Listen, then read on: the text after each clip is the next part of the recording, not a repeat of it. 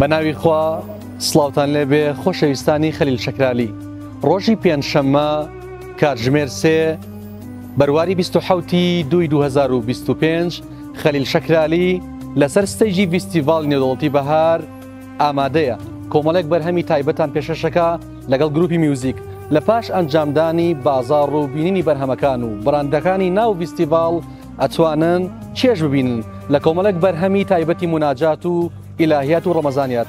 خەلیل شەکرالیم لە حوتەمین خولی فیستیڤاڵی نێودەوڵەتی بەهار وەکو هونەرمەند لەسەر ستەیجی فیستیڤاڵ لە خزمەتی میوانان و خۆشەویستانمان هابین.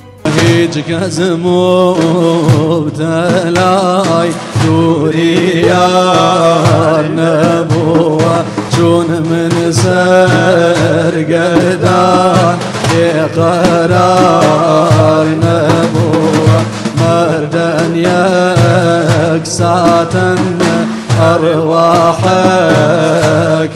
بێ